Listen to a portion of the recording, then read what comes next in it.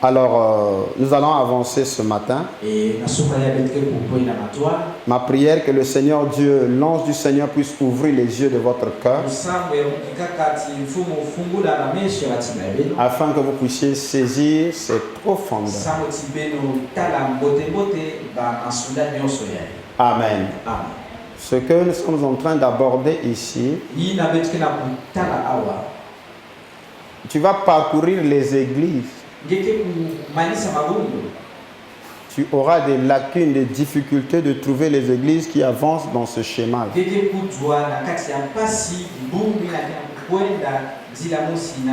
Je suis en train de peser bien mes mots. Amen. Voilà pourquoi je pense que le dimanche prochain ne vient plus seul. Donne une invitation à un ami. Duplique le DVD. Donne ça à un frère. Il dit, écoute un peu ce que ce monsieur est en train de dire. Ça va t'aider, je crois. Amen. Alors sans plus tarder, je vais vous inviter à vous lever pour que nous fassions la lecture des Saintes Écritures. Nous prenons Apocalypse chapitre 16, le verset 12 jusqu'au verset 16. Nous lisons au nom du Seigneur Jésus-Christ. Le sixième versa sa coupe sur le grand fleuve. L'Euphrate. Et son eau tarit, afin que le chemin des rois venant de l'Orient fût préparé. Et je vis sortir de la bouche du dragon et de la bouche de la bête et de la bouche du faux prophète 3 esprits impurs semblables à des grenouilles. Car ce sont des esprits de démons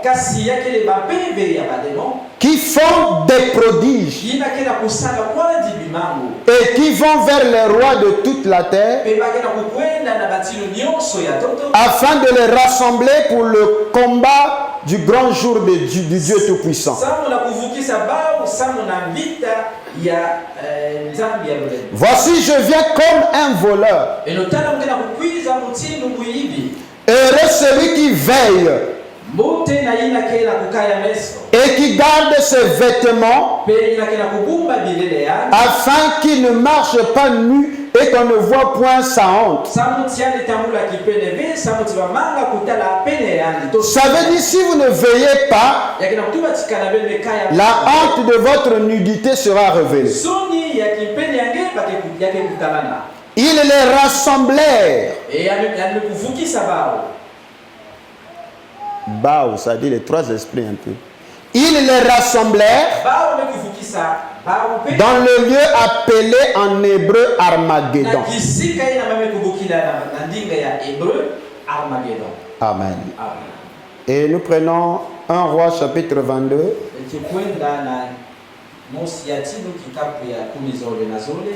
Les versets 19 jusqu'au verset 24.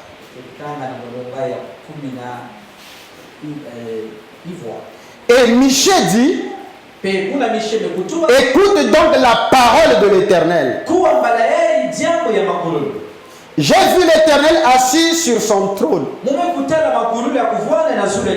et toute l'armée des cieux se tenant après lui, à sa droite et à sa gauche. Et l'Éternel dit, qui séduira Akab pour qu'il monte à Ramoth en Galade et qu'il périsse? Ils répondirent l'un d'une manière, Bao. L'autre d'une autre. Et un esprit vint se présenter devant l'Éternel et dit, moi je le séduirai. L'Éternel lui dit, comment? L'Esprit répondit, je sortirai, répondit-il, et je serai un esprit de mensonge dans la bouche de tous ces prophètes. L'Éternel dit, tu le séduiras et tu t'en viendras à bout. Sors et fais ainsi. Et maintenant, voici l'Éternel a mis un esprit de mensonge dans la bouche de tous tes prophètes qui sont là. Et l'Éternel a prononcé du mal contre toi. Alors Sédécias, fils de Kenana, s'étant approché, frappa Michée sur la joue et dit, par où l'Esprit de l'Éternel est sorti de moi pour te parler.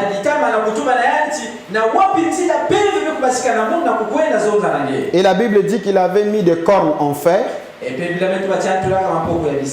Et le fer, nous savons que c'est Rome dans la vision de Nebuchadnezzar.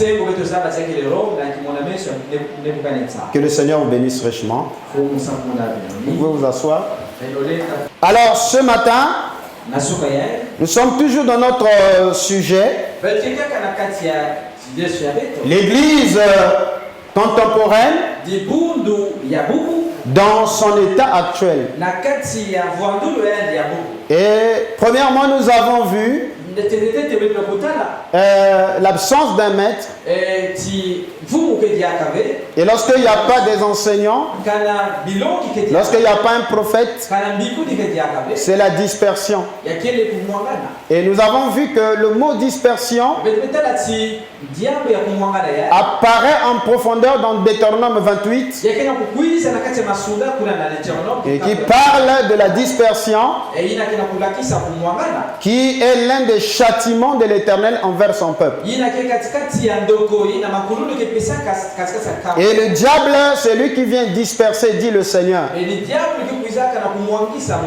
Et quand Dieu est de notre côté, quand l'ange du Seigneur est dans le camp, il ne nous disperse pas, mais au contraire, il nous rassemble. Donc ce sont des indices de la démonologie. Quand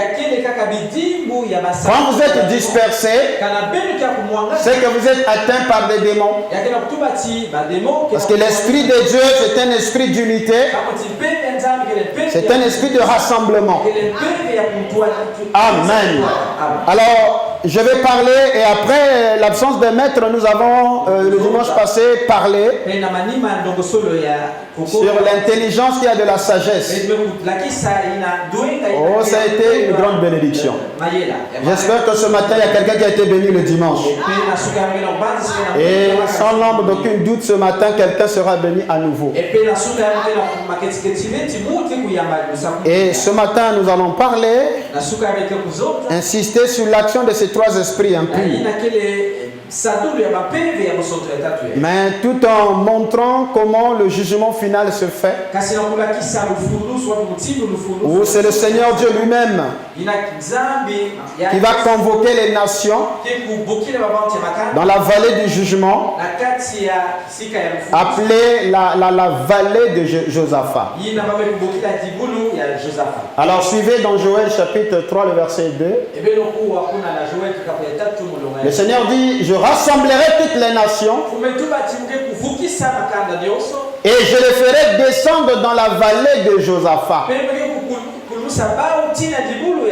Là, j'entrerai en jugement avec elle au sujet de mon peuple d'Israël, mon héritage, qu'elles ont dispersé parmi les nations au sujet de mon pays, qu'elles se sont partagées.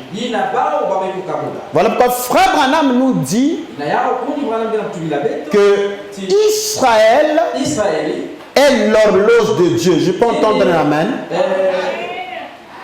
Israël, c'est l'horloge de Dieu. Malgré que Israël pécha,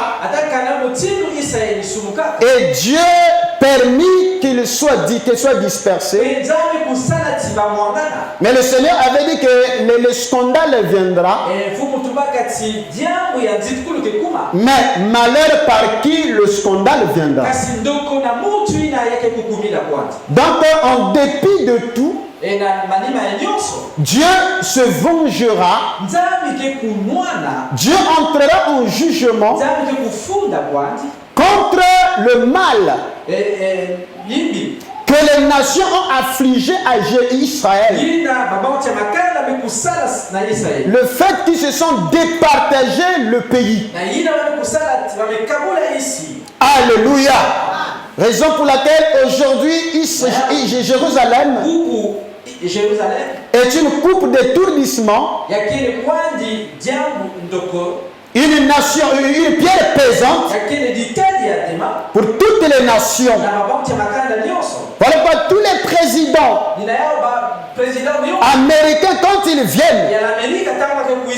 viennent toujours avec des approches de solutions en vue de régler le conflit israélo-palestinien. Mais ils ne parviendront jamais à une solution entre deux nations cohabitant en paix. Amen. Parce que ce qui arrive, ce sont des prophéties. Et le problème que nous avons aujourd'hui, c'est le mauvais enseignement, la mauvaise information qui a été transmis. Les dirigeants des nations, ils s'acharnent à vouloir s'occuper des effets, mais ils ignorent des causes. Les causes sont lointaines. La cause pour le problème d'Israël trouve ses origines depuis Abraham. Ainsi, toutes les tentatives des nations, des rois de la terre, finiront par des échecs. Parce que tout a été résolu, tout a été annoncé. Au verset 12, que les nations se réveillent et qu'elles montent vers la vallée de Josaphat. Car là je siégerai pour juger toutes les nations d'alentour. Saisissez la fossile, car la moisson est mûre. Venez, foulez, car le pressoir est plein. En prophétie, la fossile parle de la moisson, qui est un événement du temps de la fin. Ainsi, le pressoir parle de la vendange, pour vendanger les grappes de raisin de la terre.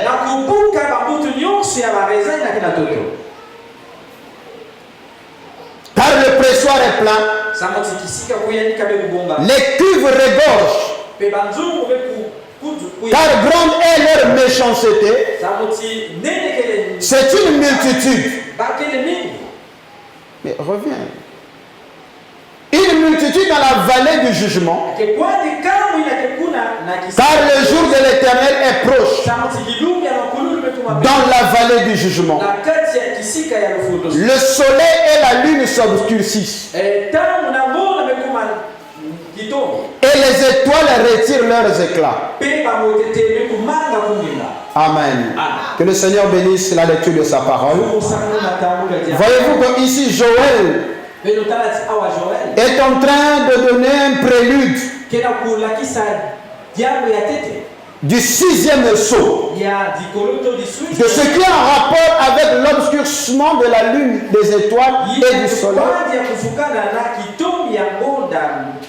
est en rapport purification de la terre.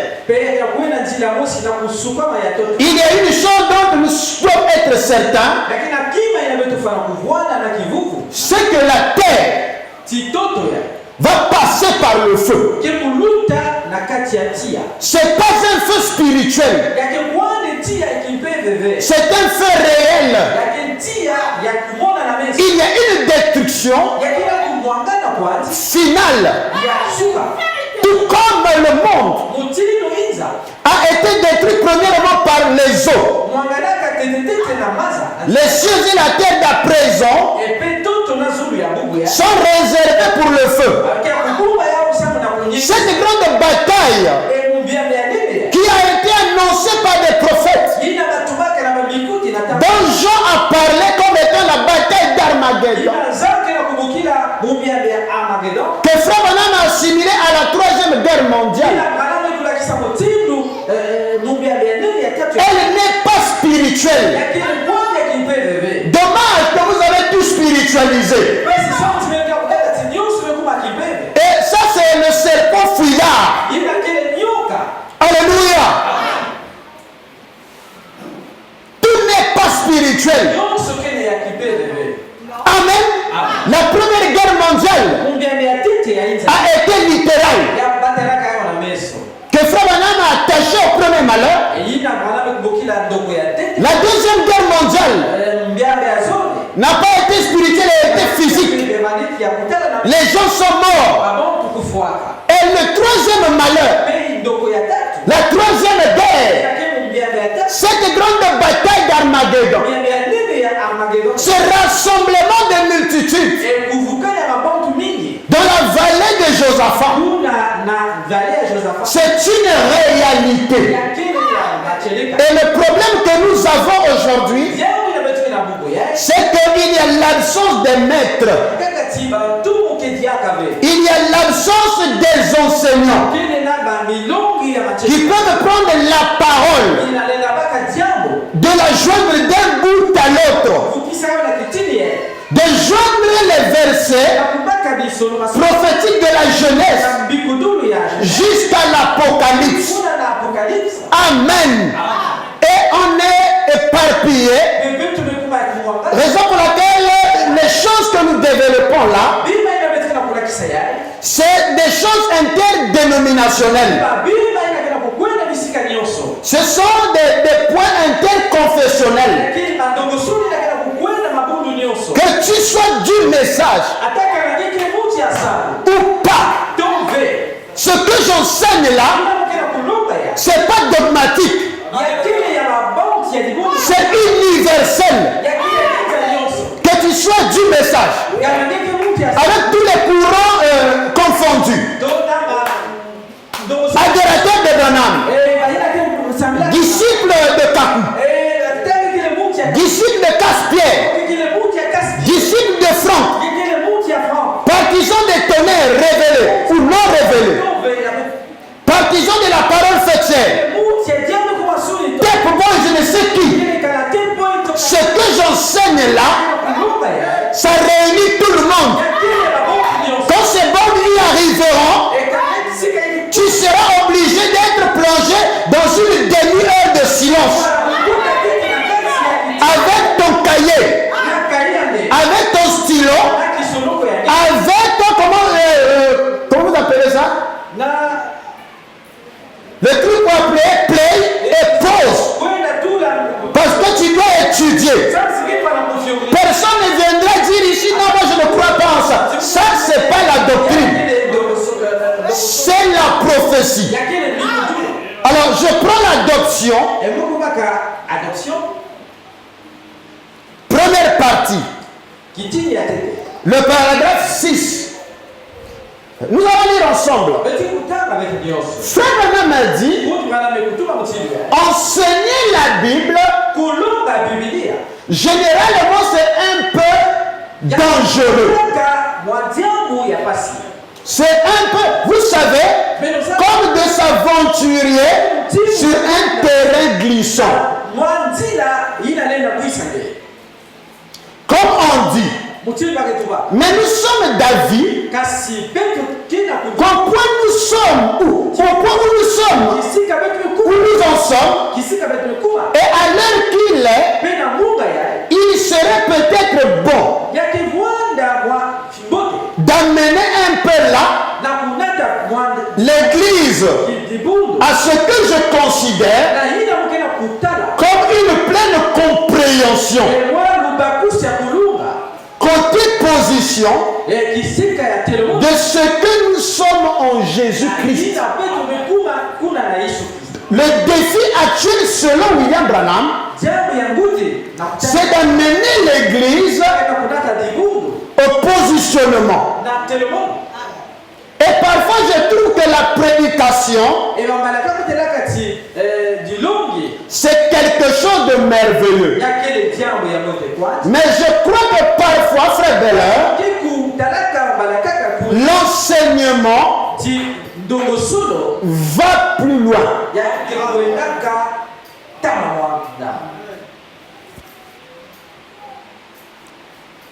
Vous voyez, cette citation combat les raisonnements de gens dont on a besoin de la vie.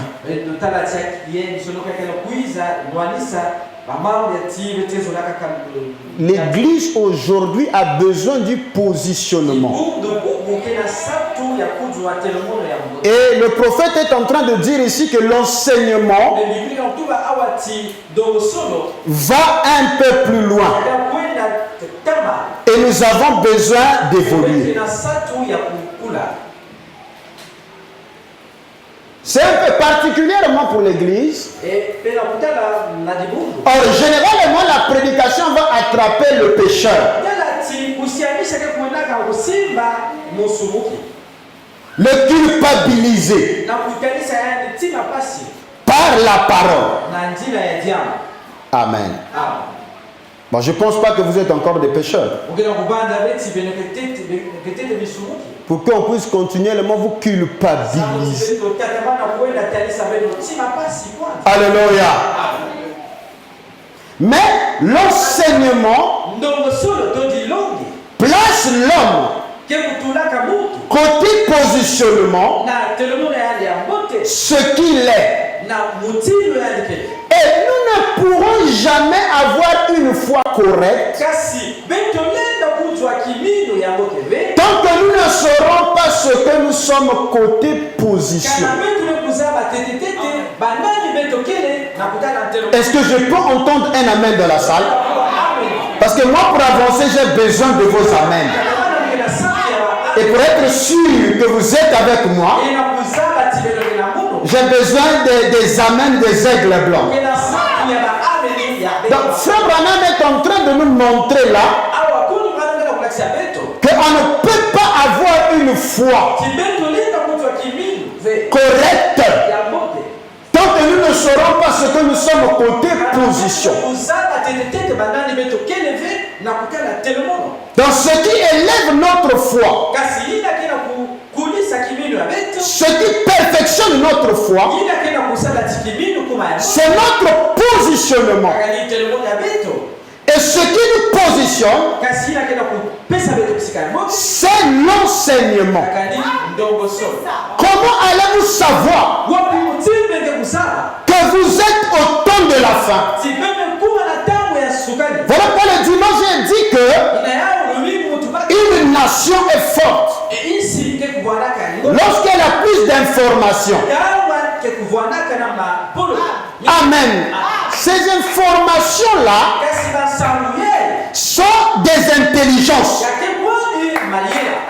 Pourquoi l'Amérique,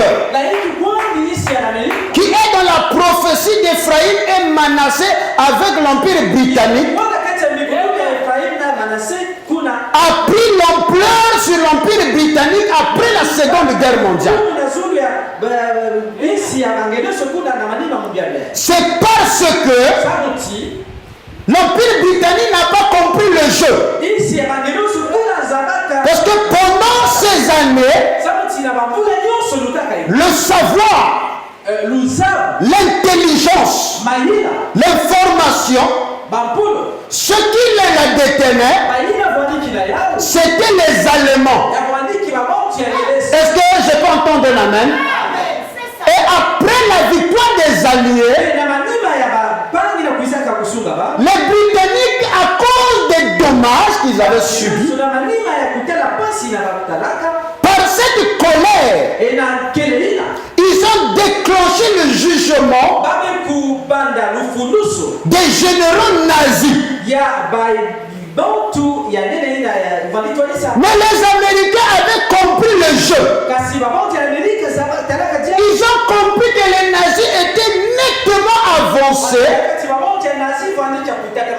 parce qu'ils étaient les premiers à développer les formules de la bombe atomique. Et que Einstein, qui faisait partie de ces génies,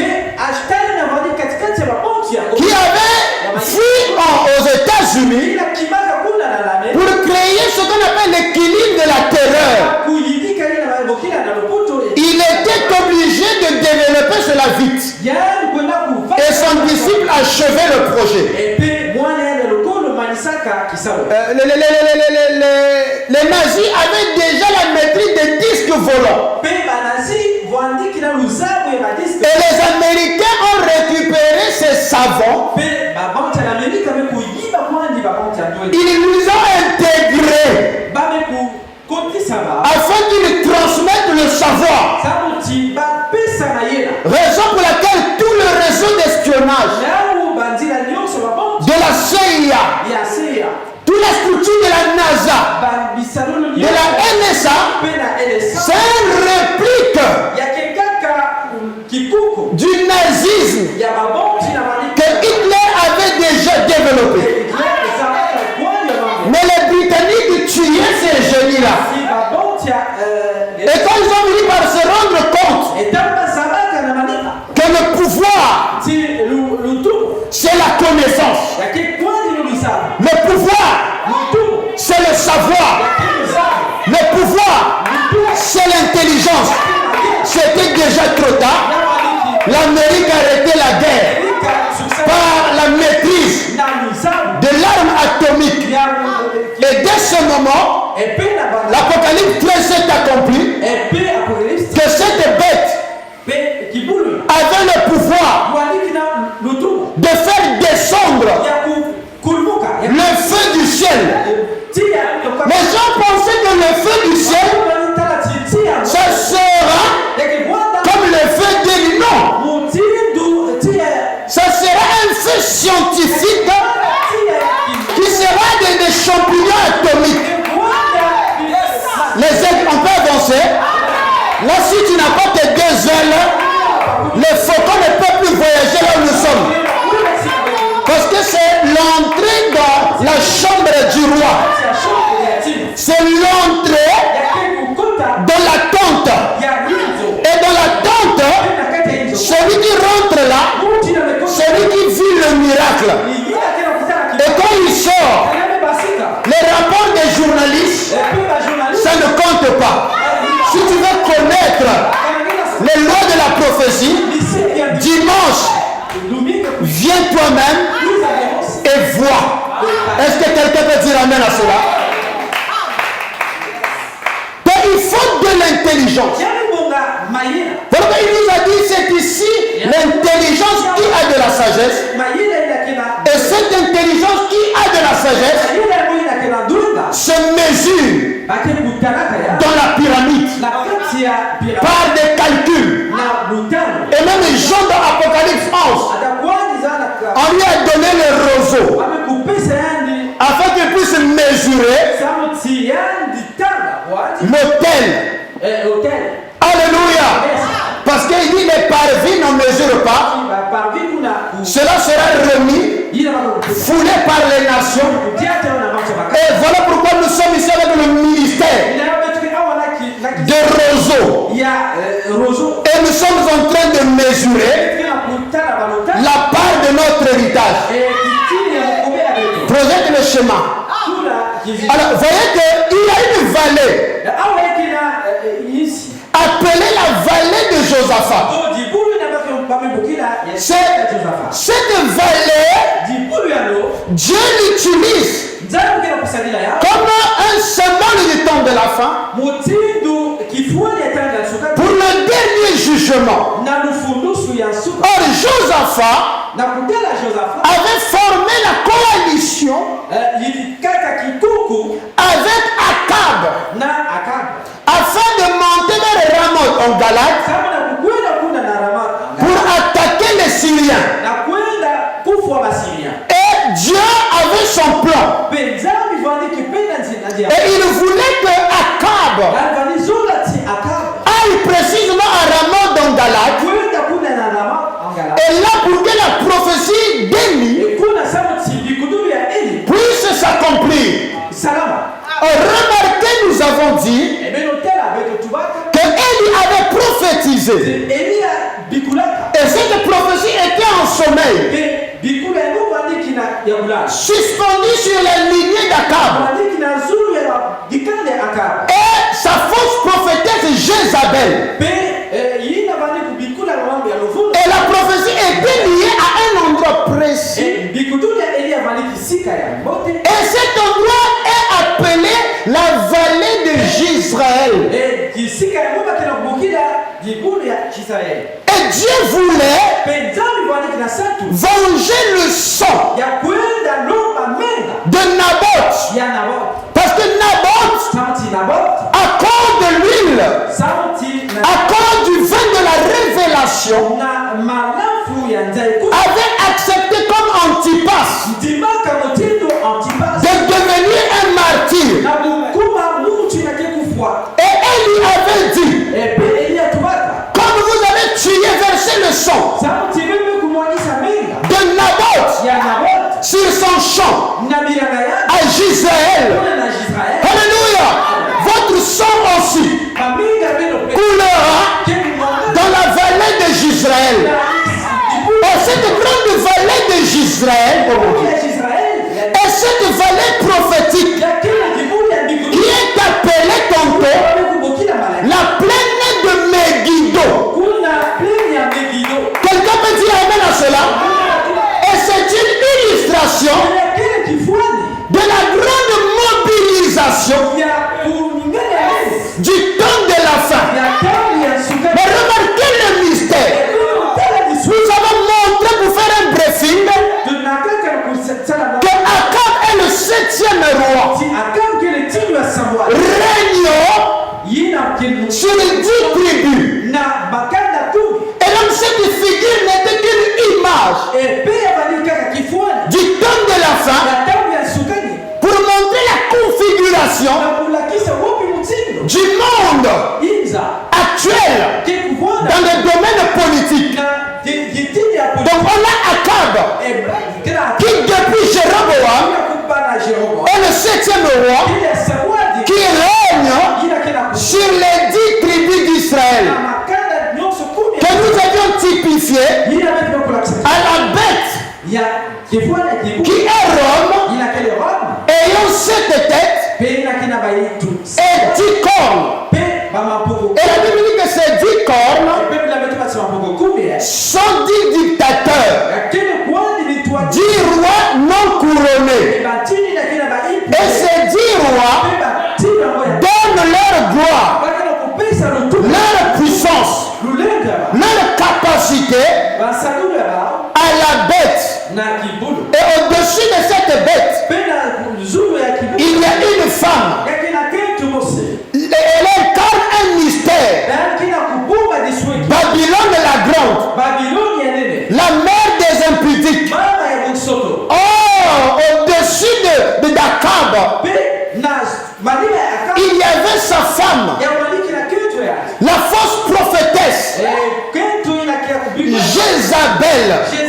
Et la lettre prophétique adressée à l'église de Thyatire dénonce Jézabel. Ce que j'ai contre toi, c'est que tu as laissé la femme Jézabel enseigner. Et quand Jézabel enseigne, ce qui s'ensuit, elle séduit les serviteurs de Dieu. Jézabel est une séductrice des serviteurs de Dieu. Elle les amène à consommer les viandes, suivez attentivement, sacrifiées aux idoles et introduit des vrais serviteurs de Dieu dans le culte de l'idolâtrie. On vous remarquez, Akab avait 400 prophètes. Jézabel en avait 450 prophètes de Baal et 400 prophètes d'Astarté. C'est ce que Élisée avait dit à Joram, fils d'Akab. Pourquoi tu es venu me voir? Pourquoi n'es-tu pas allé vers les prophètes de ton père et de ta mère? Donc Jézabel a 850 prophètes combinés qu'elle avait sous son contrôle. Et son mari avait 400 prophètes. Je n'entre pas là dans la numérologie, je bloque. Je n'ai pas entendu la main à cela. Je vois que les aigles commencent à voyager avec le maître. Alors, remarquez, qu'est-ce qui est arrivé aux 400 prophètes d'Akab? Beaucoup ont pensé que c'était des prophètes de Baal. Non. Les prophètes de Baal et d'Astarté, il les avait déjà exterminés. Si. Alléluia. Après la démonstration de force au Mont Carmel, dans la vallée de Megiddo, les 850 prophètes ont été tués par l'épée. C'est un mystère, on va y revenir. On met d'abord une pause. Mais ici, alléluia, les 400 prophètes d'Akab ne prophétisent pas au nom de Baal. Non, monsieur. Ils ne prophétisent pas au nom d'Astarté. Mais ils prophétisent au nom de Yahvé, au nom de l'Éternel. C'était les prophètes de l'Éternel.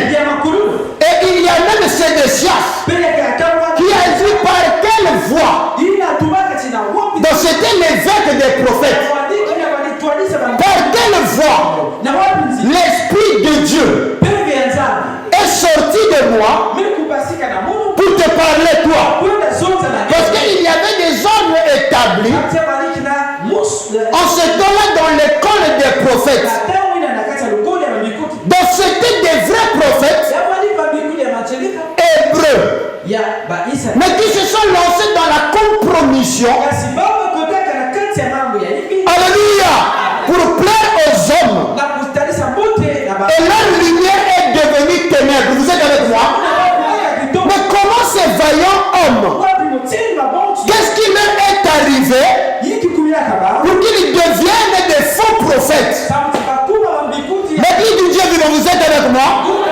Parce que c'est là le grand mystère que Frère Branham a développé dans les mois du temps de la fin. Et d'ailleurs, Frère Branham a dit au sujet de Malachie 4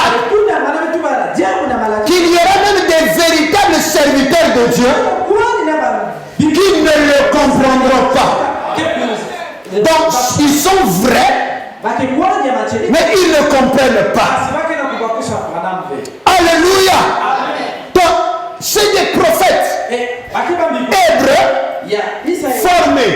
Et en Israël, il y a ce qu'on appelait l'école des prophètes. Saoul est allé parmi eux. L'Esprit de Dieu l'a saisi. Il a commencé à prophétiser. Et on dit que Saoul est l'un des prophètes. Donc il y avait une école là où tous ceux qui avaient des dons étaient récupérés, étaient formés. Et Jézabel avait mis à mort la majorité des prophètes. Et Abdias, qui est l'un des serviteurs d'Akab, lorsqu'il fut envoyé pour faire descendre Élie du mont Carmel, Élie a brûlé les deux premiers et Abdias s'est agenouillé pour implorer la miséricorde. Et Abdias dit que lors de la persécution de Jézabel, j'avais protégé les prophètes au nombre de 100, 50 par 50. Vous êtes avec moi? Et voilà quand Élie, quand il est menacé, il dit Seigneur, Jézabel a exterminé tous tes prophètes. Je suis resté seul.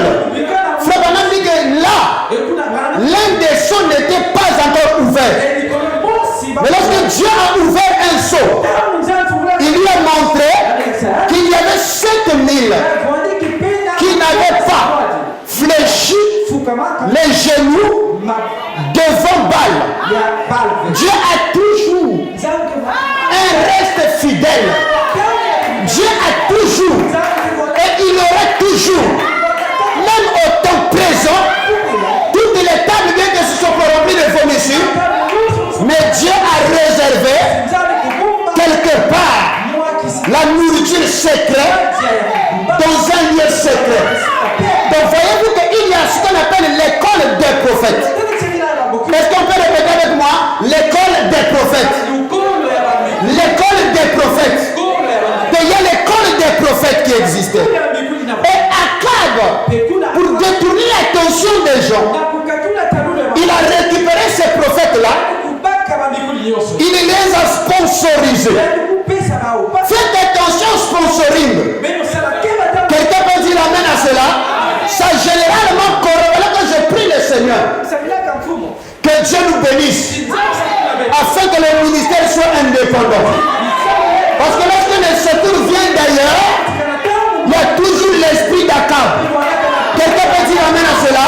Voilà que ce matin, laisse-moi avant d'avancer prononcer les bénédictions sur l'église.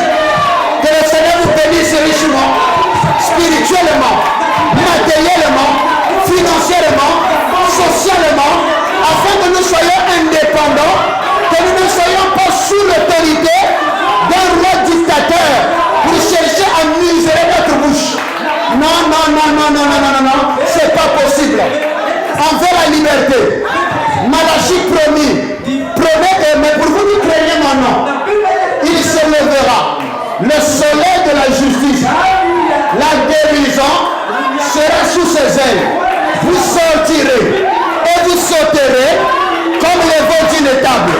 Je déclare encore, parole de prophétie, tu es libre, tu es libre, tu es libre, tu peux sortir et t'envoler.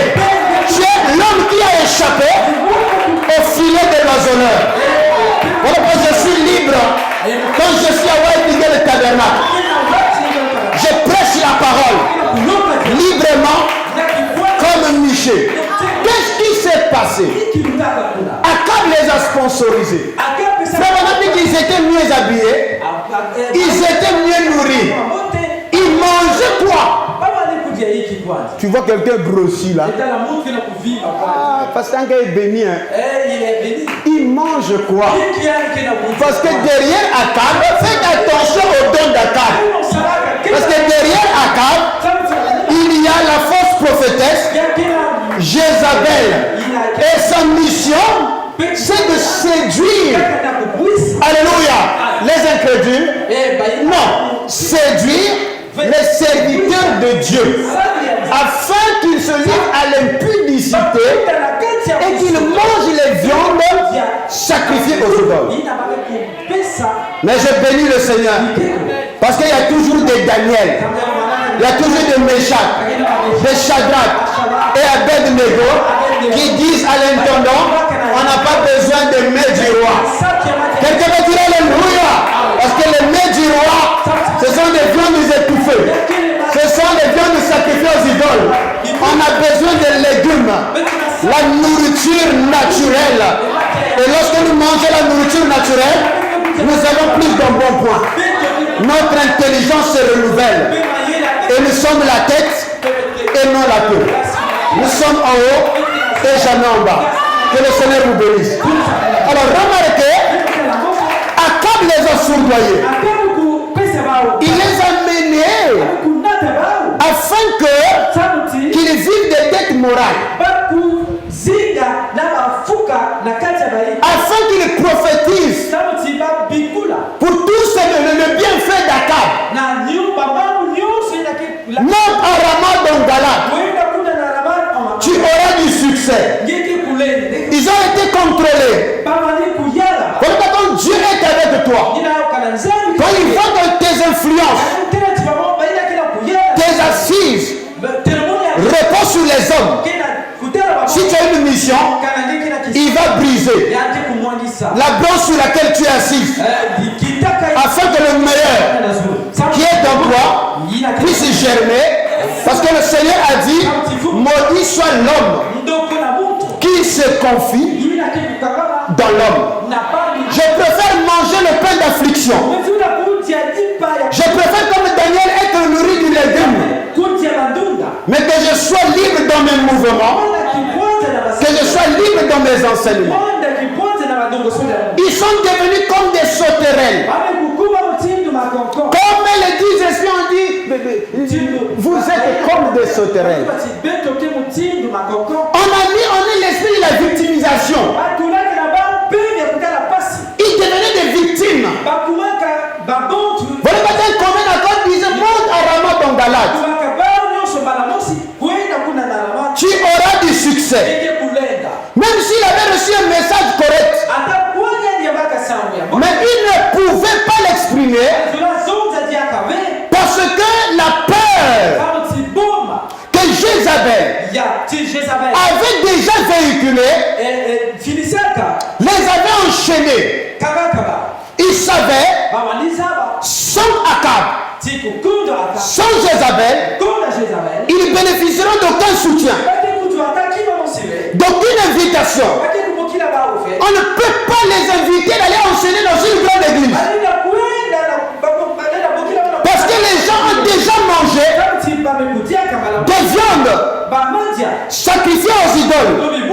Nichi s'est contenté de cette position. Frère Branham dit pourquoi? Parce qu'il ne pouvait pas bénir ce que Élie avait déjà maudit. Quelqu'un peut dire amen à cela? Alléluia.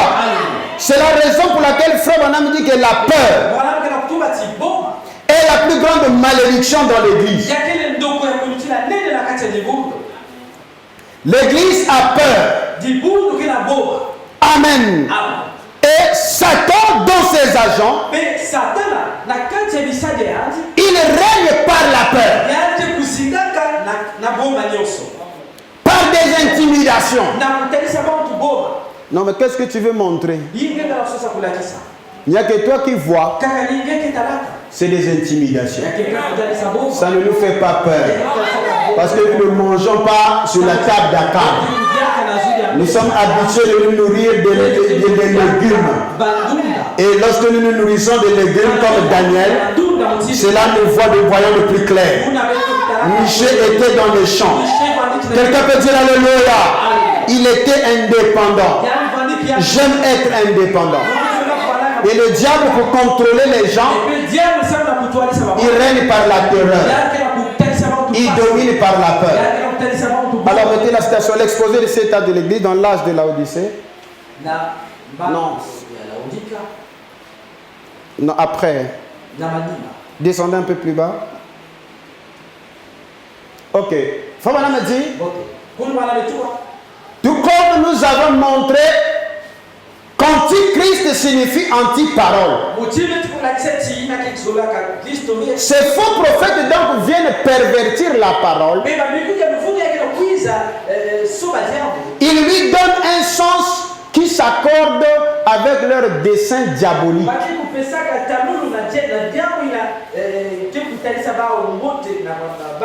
Avez-vous déjà remarqué comment les gens qui en conduisent d'autres dans l'égarement les lient fortement à eux par la peur?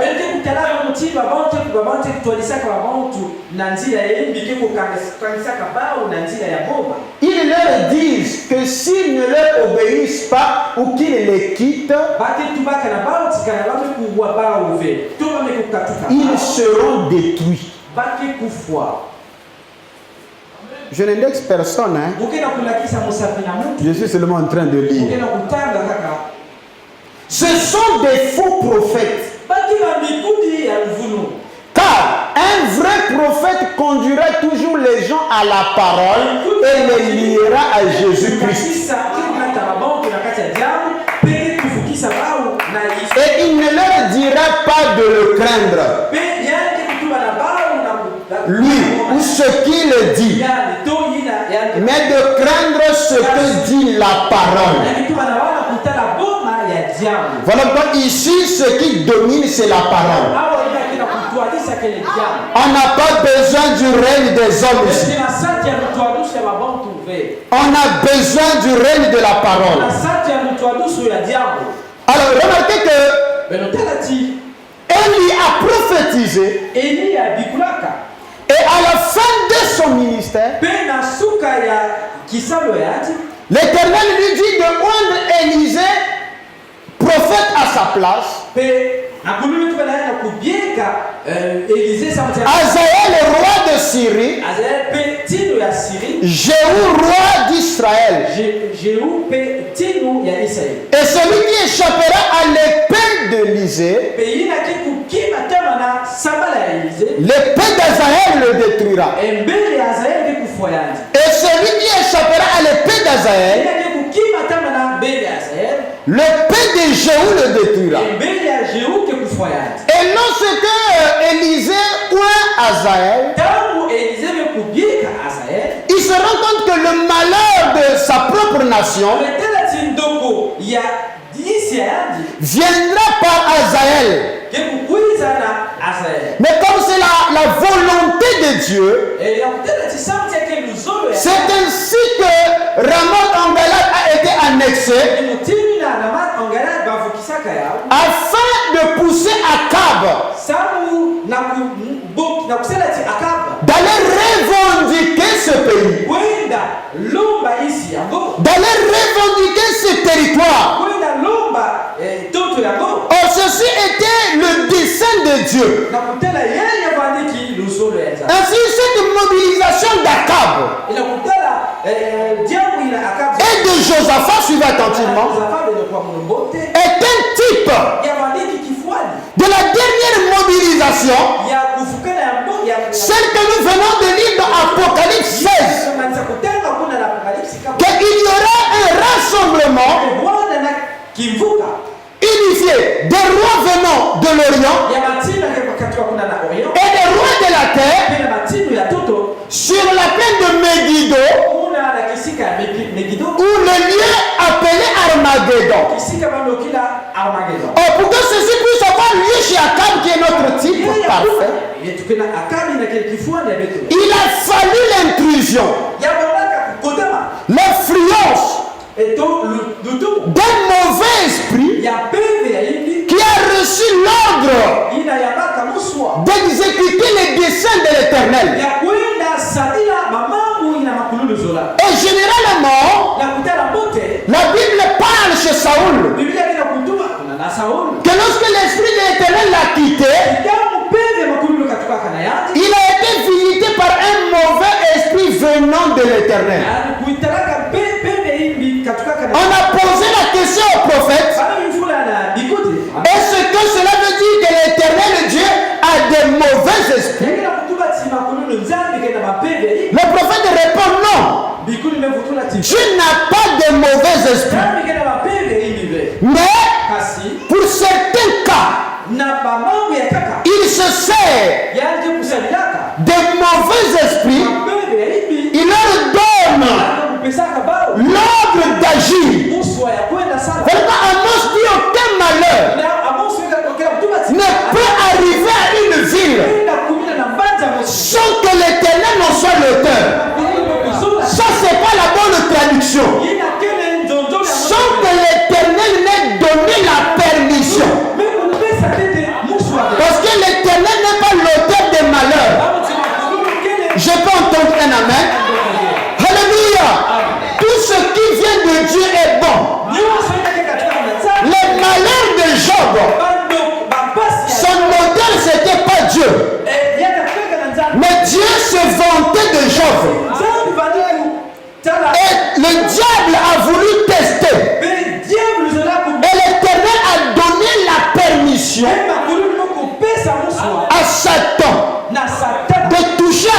accès à ces biens, mais sauf à quelque chose qui est le ressort de Dieu, qui est l'huile et le vin, l'âme, sa vie. Votre vie appartient à Dieu. Aucun malheur ne peut vous arriver si ce n'est pas la décision de Dieu. Vous n'êtes pas un au hasard. Vous êtes un attribut de Dieu. Il y a des choses qui peuvent arriver, vous pensez que c'est mal. Mais c'est la permission de Dieu. Une maladie, un malheur ne peut pas atteindre un élu si Dieu n'a pas donné son ok. Voilà pourquoi Dieu a voulu donner plus à Job. Et il a permis un rabaissement. Même le Seigneur Jésus, pour qu'il soit élevé, il a permis qu'il soit abaissé au-dessus des anges pour peu de temps. Parole de prophétie. Je vais te dire ce matin que tes difficultés, ton rabaissement n'est pas pour beaucoup de temps, parce que le Seigneur n'a pas été abaissé pour beaucoup de temps. La Bible dit, lui qui a été abaissé pour peu de temps. Alléluia. Réjouis-toi ma soeur, réjouis-toi mon frère, tu dois vivre un printemps. Parce que ton rabaissement n'était que pour un petit temps. Donc Dieu permet de mauvais esprits pour exécuter ses desseins. Voilà pourquoi il appelle Nebuchadnezzar son serviteur. Quelqu'un dit Alléluia. Son instrument. Il appelle Cyrus son messie, son noix. Titus, c'était un serviteur de Dieu, un instrument entre les mains du Seigneur. Même Hitler, c'est un instrument entre les mains du Seigneur pour châtier Israël afin qu'il regagne leur patrie. Je peux entendre un amen à cela. Et nous bénissons le nom du Seigneur parce que tout ce qu'il fait pour nous est bon. Je vous dis, tout ce qui m'arrive est bon.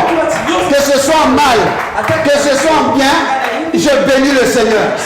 David dit un juste ne craint pas de nouvelles. Ça peut paraître mauvais, mais un jour tu comprendras que c'était pour ton bienfait. Est-ce qu'on peut acclamer le Seigneur?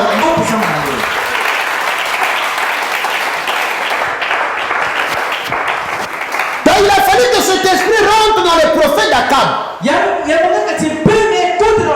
pour le séduire, afin qu'Akab aille réclamer Ramoth en Galate, pour que les prophéties qui étaient en sommeil puissent rentrer dans un réveil. Alléluia. Afin que tout ce que Élie avait prophétisé en rapport avec la vallée de Gisraël puisse s'accomplir. Remarquez que cette bataille, là où Akab tombe, est l'image de l'Armageddon dans la vallée de Josaphat. Mais remarquez, il a fallu de mauvais esprits pour influencer Akab. Parce qu'Akab n'écoute que ses prophètes pour le séduire, pour séduire une séduction, pour l'amener au lieu précis. Parce que nous remontons un peu au temps des juges, au temps de Gédéon, la vallée de Gisraël était occupée par des Madianites qui s'étaient répandus comme des sauterelles. Or, la position des sauterelles est mentionnée dans Apocalypse chapitre 9. Et la Bible dit que ces sauterelles étaient comme des chevaux préparés pour la grande guerre. Est-ce qu'il y a des lecteurs ici ce matin? Alléluia. Et donc la vallée de Gisraël était non loin de la montagne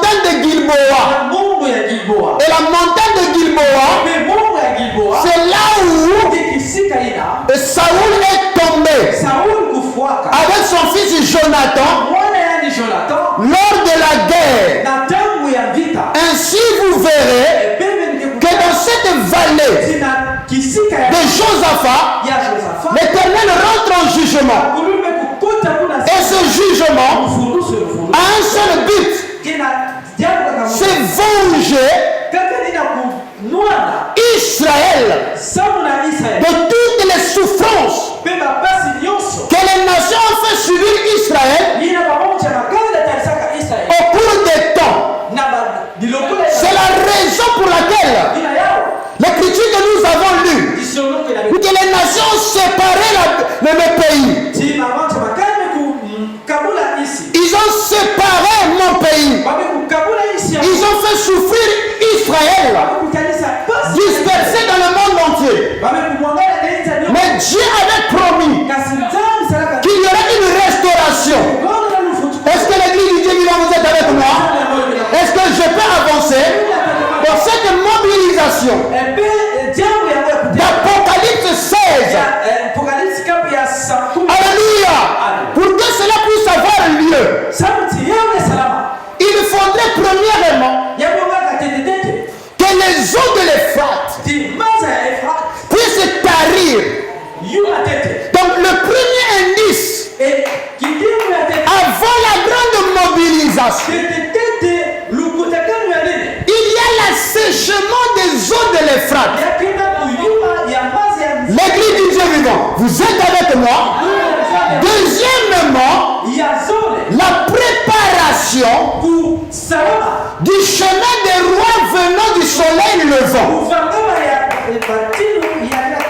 Les rois de l'Orient ne sont autres que les rois du soleil levant. Et William Abraham nous a dit qu'il y a 3 rideaux. Il y a le rideau de fer, le rideau de pourpre et le rideau de bambou. Et le rideau de bambou, c'est le rideau de l'Orient, le rideau du pays du soleil levant, c'est-à-dire la Chine. Je pensais qu'il y avait des aigles. Oh, moi je m'en vais en Chine. Mais tu es dans la prophétie. Frère Jules est en train de prendre le chinois. Mais tu ne comprenais pas que c'est le chemin, alléluia, qui est préparé après que le frère est tarie. C'est profond. Alors il y a un chemin qui est frayé pour que les rois venant du soleil levant traversent. C'est le deuxième indice. Et le troisième indice, alors en même moment, il y a la sortie ces 3 esprits impurs semblables à des grenouilles. Et le 4e indice, c'est la séduction et le rassemblement des rois de toute la terre. Ce que nous lisons là, c'est la partie théologique. C'est ce qui est écrit. Mais entrons maintenant dans la matière de la prophétie. Parce que les gens sont dispersés, parce qu'il manque des enseignants. Est-ce que je peux entendre les amens? Frère Branham a prêché et les événements modernes rendus clairs par la prophétie. Est-ce que vous permettez que je prêche? Est-ce que vous permettez que j'enseigne? Alléluia! Les événements modernes rendus clairs par la prophétie. Les gens lisent que l'Euphrate a séché. Mais qu'est-ce que l'Euphrate? L'Euphrate est l'une des grandes villes, les 4 fleuves de la création en Éden. Il y a Hiddekel, il y a Guyon, il y a l'Euphrate et il y a Pishon. Donc Hiddekel qui est comme Pishon, Guillon, l'Euphrate et Hiddekel. Hiddekel, c'est le tigre. Ouais, je ne me trompe pas. Est-ce qu'on va calmer le Seigneur? Or, pour que les esprits impurs sortent de la gueule du dragon, de la bête et du faux prophète, il faut que les eaux puissent sécher. Oh, les grenouilles sont entièrement liées avec les eaux. Et en Égypte, l'un des fléaux que Moïse déclencha, c'était l'apparition des grenouilles sortant du grand fleuve le Nil. Quelqu'un peut dire Alléluia. Et au dernier jour, ces grenouilles font leur apparition une fois que les eaux de l'Euphrate tarissent. Oh, l'Euphrate prend naissance depuis la Turquie, qui est appelée dans le langage biblique le pays de Toubal.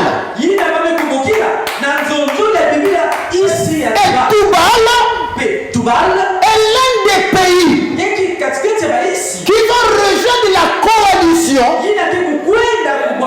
d'Ézéchiel 38.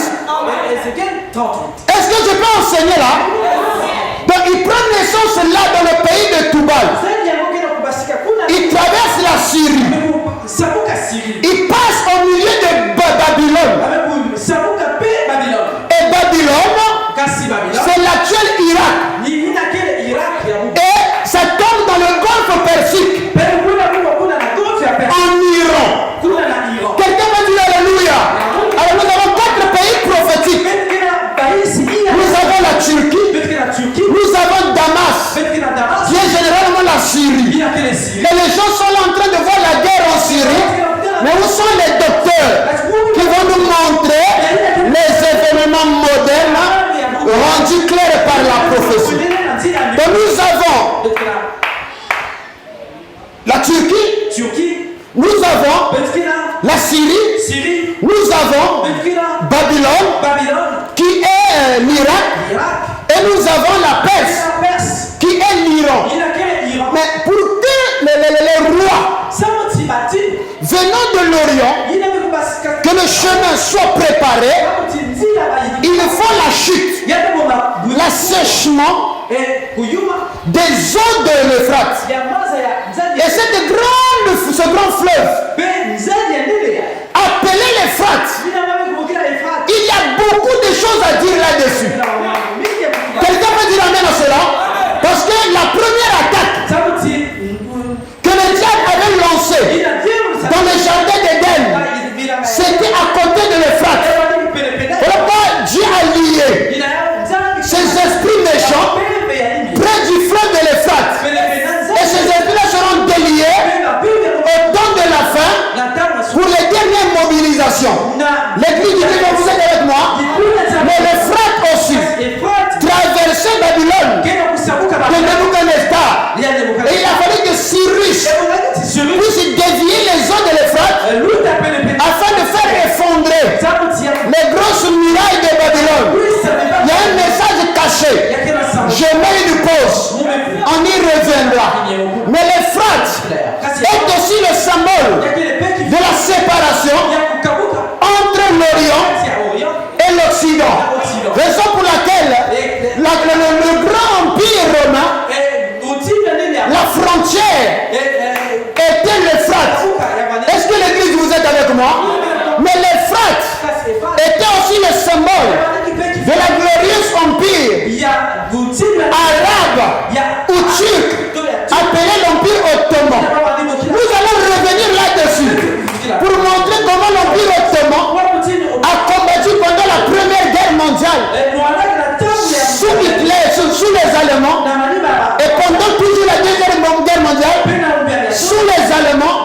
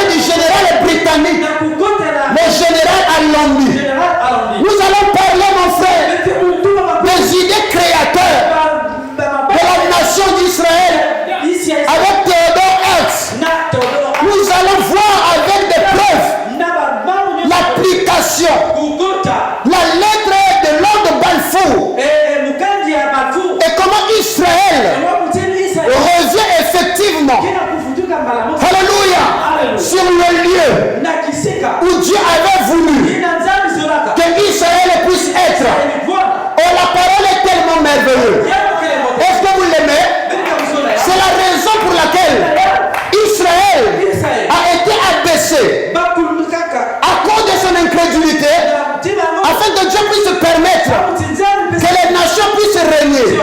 Et remarquez que le châtiment d'Israël à cause de ses péchés. Dans Deutéronome 26, le péché d'Israël serait puni 7 fois. Et ces 7 sentences du péché d'Israël étaient une annonce parlant de 7 trompettes qui tourmenteront le peuple saint. Et donc le dernier, ce sera l'exil. Et après l'exil, ils reviendront. Je n'ai pas avancé. Amen. Et pour quelle raison? C'est parce qu'ils ont profané les sabbats de l'Éternel. Et Dieu a proclamé une sentence par Jérémie qui vont partir en déportation à Babylone pendant une période de 70 ans, jusqu'à ce que les terres puissent jouir des sabbats qu'elles ont été privées. Ainsi Daniel, qui est à Babylone, se rend compte que la prophétie de Jérémie s'est accomplie. Il cherche à savoir la résolution de l'Éternel en rapport avec la sainte ville et la sainte montagne. Et l'ange Gabriel, oh là là, qui lit dans le livre de la vérité. Quelqu'un peut dire Alléluia. Alors que Daniel, lui, il lisait dans le livre de Jérémie. Mais il y avait des vérités qui étaient dans le livre de la vérité. Et nous avons besoin de Daniel afin de nous révéler les secrets du livre de la vérité. Et Daniel reçoit Gabriel.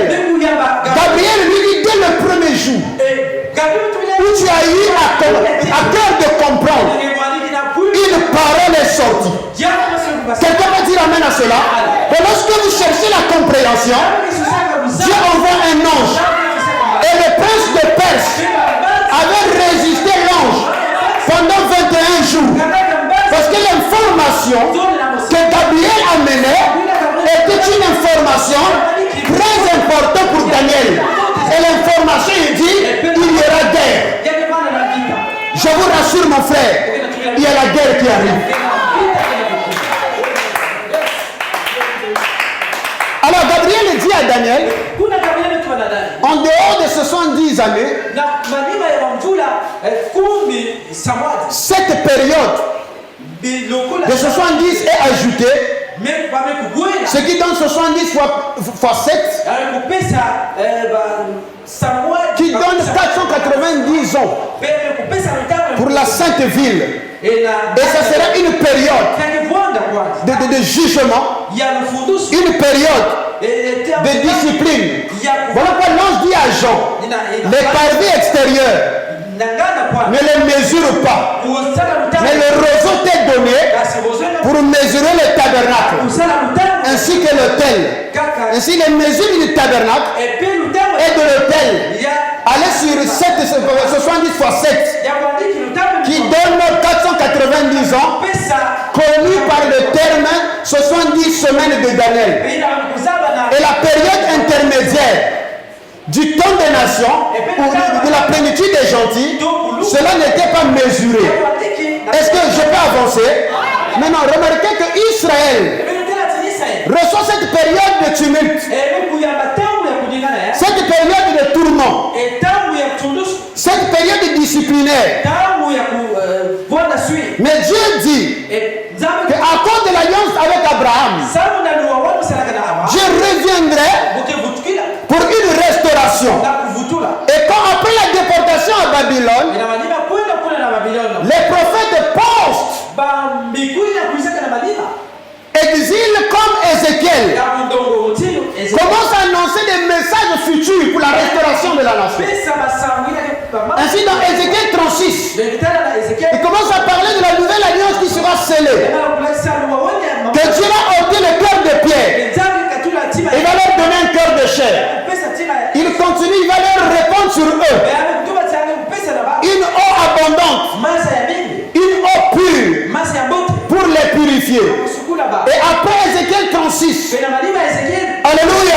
Nous rentrons dans Ézéchiel 37. Et là dans Ézéchiel 37, Dieu montre la restauration d'Israël sous la vision des ossements desséchés dans la vallée du Nom. Et Dieu montre à Ézéchiel que la première étape de la restauration, ça sera la réunification des os, de la peau, des nerfs et de la chair. Mais ils sont encore morts. Et par la deuxième prophétie, l'esprit de vie entrera en eux.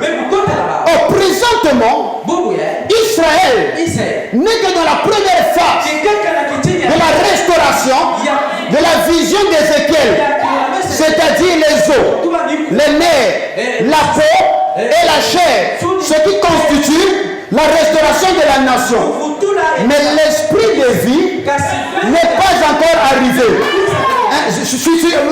Restez calme. Amen. Et voilà que l'esprit de vie entre en eux pendant la période appelée la détresse de Jacob.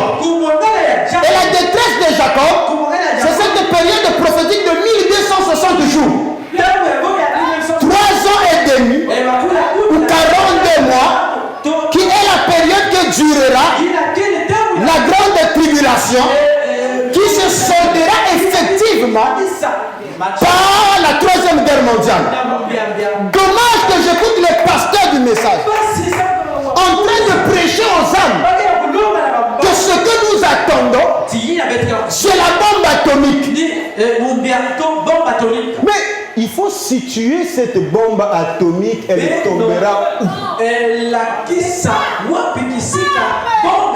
que la bombe atomique est une promesse pour l'épouse? Est-ce que la bombe atomique tombera lors du rassemblement dans la vallée de Josaphat, qui est la plaine de Megiddo, ou la vallée de Gisraël? Michel avec son groupe n'est pas là-bas, parce que c'est là où Israël est dispersé sur une montagne comme des brebis sans berger. Et ces gens-là sont sans maître. La détresse de Jacob, qui est la période de la purification d'Israël. Et qu'est-ce qui est arrivé avec Jacob? Parce que le voyage de Jacob est l'image parfaite de la vie du peuple d'Israël. Il a quitté son père. Il est allé à Babylone, chez les nations, chez Laban. On l'a exploité. Mais après, quelqu'un peut dire alléluia, il se lève avec des richesses. Il s'empare de tous les dieux de Babylone. Il amène dans son pays Léa et Rachel, en trimballer les téraphim, les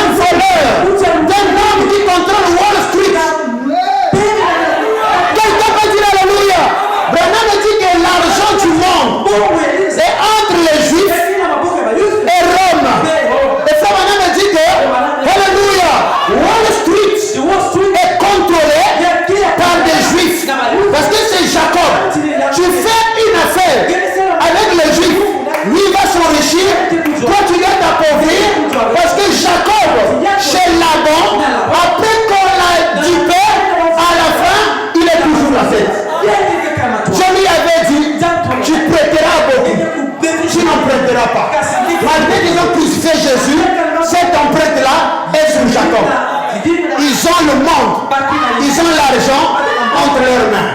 Je te dis que tu es aussi Israël. Tu prêteras beaucoup et tu n'en prêteras pas parce que la bénédiction du Dieu très haut est suspendue sur toi. Israël actuel est encore sous l'empreinte de Jacob jusqu'à ce que la détresse, le temps d'angoisse le fasse passer de Jacob à Israël. C'est la raison pour laquelle je vais terminer. Oh là là. Ézéchiel 37 parle du redéploiement de ces ossements desséchés. Mais après Ézéchiel 37 vient Ézéchiel 38. Et dans Ézéchiel 38, Dieu parle. Il dit à Gog, dans le pays de Magog, le prince de Roche, le prince de Tubal, le prince de Méchec. Je reviendrai pour vous montrer l'étymologie de ces mots et nous allons faire sortir Moscou. Est-ce que les aigles vont saisir? Alléluia! Et il s'élèvera avec ceux de la Perse, avec ceux de Pout. Parce que Pout dans la prophétie c'est la Libye. Quelqu'un peut dire amen à cela? Est-ce que vous êtes avec moi? Et pour venir envahir Jérusalem. C'est la raison pour laquelle mon frère, le temps est glorieux. Fais passer une citation. Zacharie chapitre 12, le verset 6. Bon, prends d'abord Zacharie chapitre 12, le verset 2 à 4.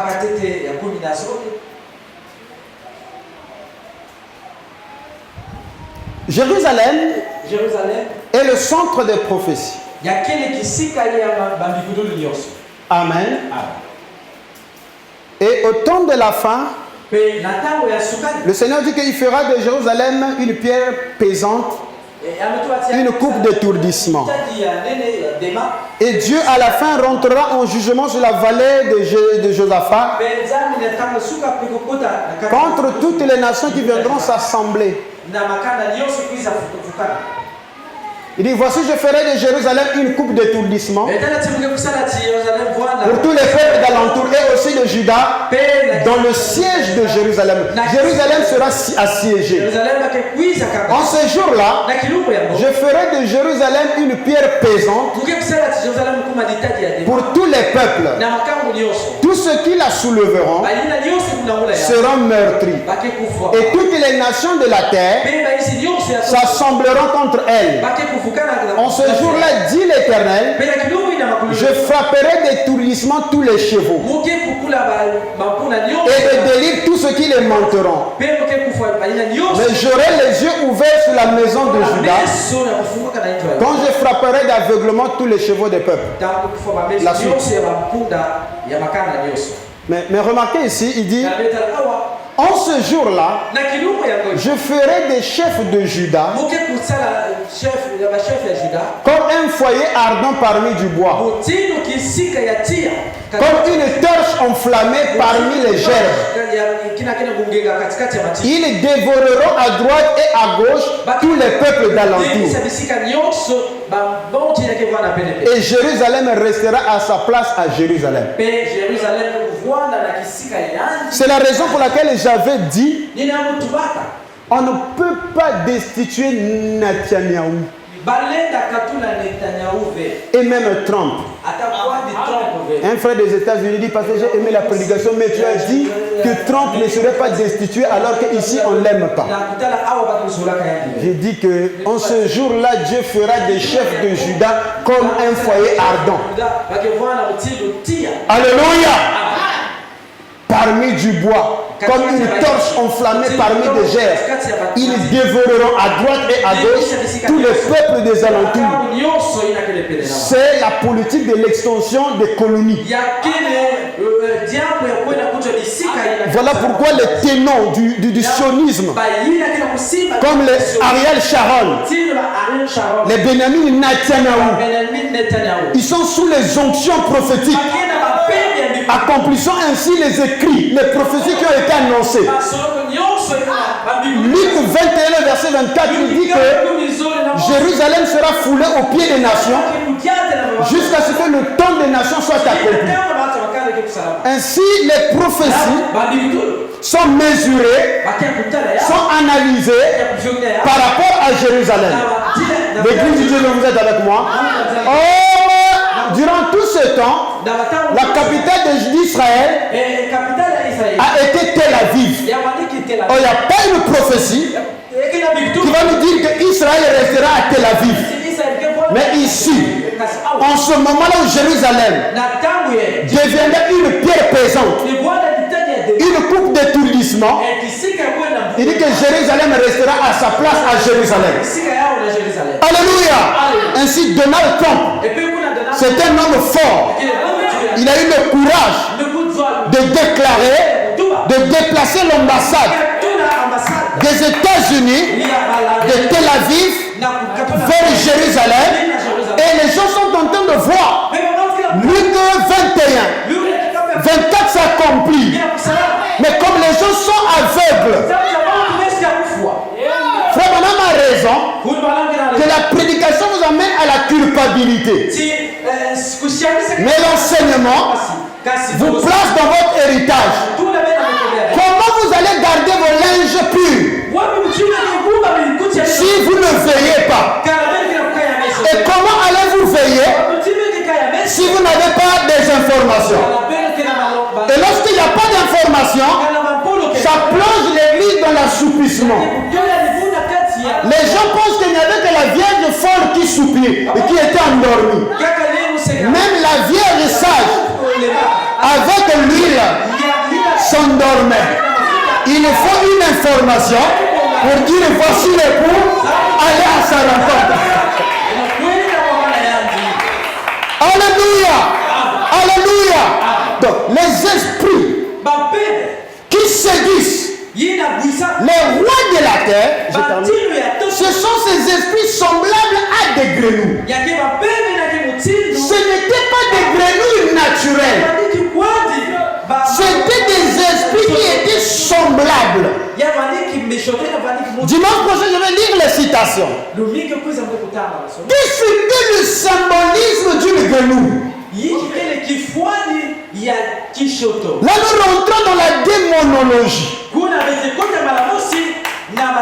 La grenouille, premièrement, suivez-moi,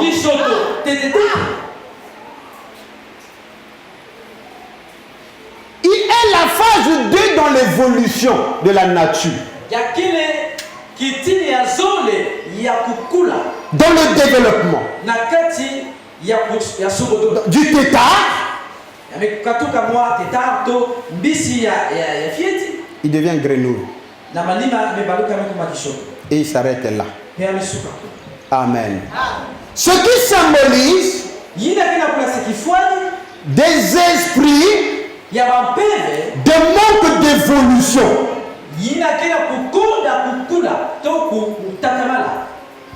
Donc, les gens qui ne évoluent pas,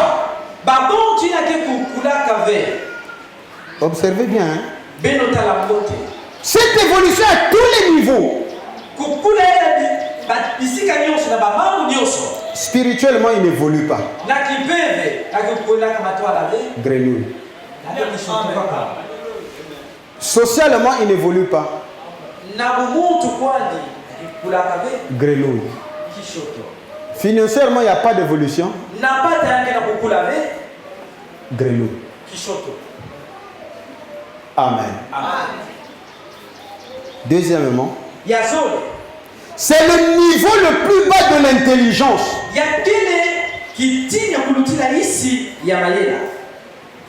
Amen. Donc ce sont des esprits d'égarement.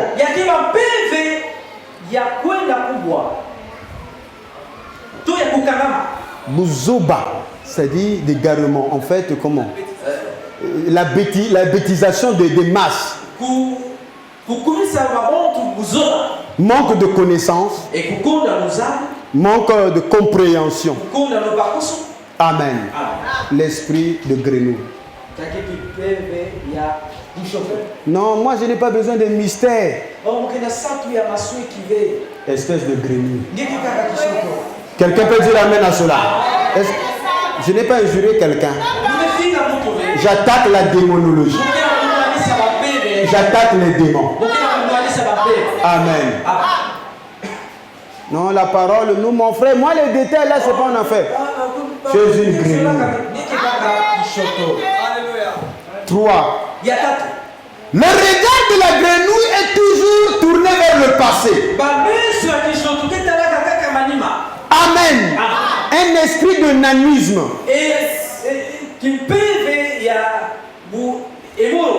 Voilà, émour. Mais comment on avance dans la parole? Vous, c'est seulement reculer. Et vous êtes là. Grenouille. Quelqu'un peut dire amen à cela? Donc quand je dis qu'il y a un problème avec les gens, le niveau de la foi des gens est trop bas. C'est quoi l'église? L'esprit de la grenouille. Quelqu'un peut dire amen à cela?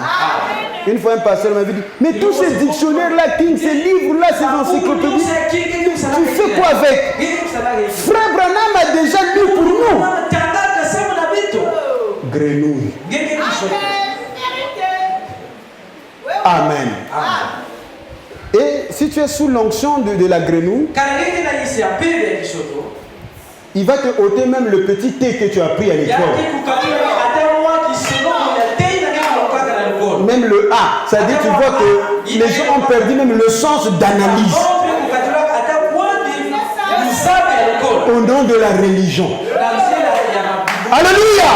Donc pour que la peur puisse vous enchaîner, il faut l'intrusion des esprits semblables à des grenouilles. Quelqu'un peut dire amen à cela? Quatrièmement, c'est l'esprit d'agitation massive. Par le pléonasme, les rédites. La nuit est grand. Monte au rameau d'Angalade. Tu auras du succès. Malachie 4 est accompli. Luc 17, 30. Apocalypse 10. C'est les 3 versets qu'on connaît. L'esprit de grenouille. Alléluia. Alors que Frère Branham nous dit, qu'est-ce que le Saint-Esprit? Le paragraphe 75. S'il y a une génération après nous, elle fera quoi? Elle nous dépassera. Vous prêchez le message avec quel langage? Parce que Dieu ne modifie pas ce qu'il a déjà donné. Mais il donne un autre langage. Jean avait vu des chars. Il avait vu des hélicos dans son langage à lui. Quelqu'un peut dire amen à cela? Dans Apocalypse 11, il est dit que le corps des deux hommes ont été exposés dans un lieu public afin que les peuples, les langues et les nations les vivent. Comment les gens éloignés vont voir un corps? Il faut que ce corps soit placé sur une plateforme dans des réseaux sociaux, Facebook, WhatsApp. Vous êtes avec moi? Donc il a vu ces choses, mais il n'a pas de langage. Parce que c'est un langage du futur. Donc à chaque fois qu'on avance, c'est la même information, mais Dieu donne un nouveau langage qui est adapté avec des gens que tu connais. Alléluia. Et l'esprit de la grenouille, il vous garde dans le même langage. Même Joseph a compris. Frère Branham a laissé les bandes. Lui nous a amené les CD. Vous êtes avec moi? Aujourd'hui nous avons des MP3. Aujourd'hui nous avons des tablettes. Quelqu'un peut dire amen à cela? L'esprit de la grenouille, il dit, moi je n'utilise pas les tablettes. Moi je reste au temps de Frère Branham, la brochure et la bande. Mais cette technologie est passée. Quelqu'un peut dire amen à cela? Quelqu'un peut dire amen à cela? Donc si Frère Branham était aujourd'hui, il n'allait plus enregistrer la bande. Il allait faire le streaming. Parce que Frère Branham dit que l'évangile voyage au même moment que la civilisation. Alléluia. Et l'avancée des intelligences. Donc ces esprits de grenouilles sont des esprits qui rendent les gens bêtes. Et c'est ce démon que le diable utilise pour mener une propagande afin de réunir les rois de la terre et les amener précisément là. Comme ces esprits-là étaient rentrés dans les prophètes d'Akab, les prédicateurs, pour les amener vers Ramoth dans Galade, pour la réalisation des prophéties d'Élie. Dimanche prochain, je parlerai de l'ange qui est dans le soleil, l'Élie du temps de la fin. Comment il va appeler les chefs militaires, les oiseaux du ciel, pour se réunir afin de manger la chair des chefs militaires, des rois de la terre. Parce que c'est là où Akab va tomber. Et la Bible dit, quand Dieu montre à Jean que le frère tarit, et le frère qui tarit, ça s'est accompli en 2003 avec la chute de Bagdad, la mort de Saddam Hussein. J'y reviendrai. Et à partir de là, ça a ouvert une porte où vous voyez que c'est la montée du terrorisme international. Est-ce que l'église du Dieu vivant, vous êtes avec moi? Et l'Euphrate était la limite du pays d'Israël, selon les limites que Dieu avait données à Josué, à Moïse et à Abraham. Donc George Bush qui déclenche cette guerre, il accomplit une prophétie. L'église du Dieu, vous êtes avec moi? Ainsi la chute, l'assèchement de ces eaux d'Euphrate, ce n'était pas la paix dans le monde. Ça donnait une autre configuration du monde. Et voilà la montée du terrorisme. Et de l'autre côté, les esprits impurs font leur boulot pour réunir les rois. Et quand ces choses arrivent, l'Éternel part. Et il dit heureux.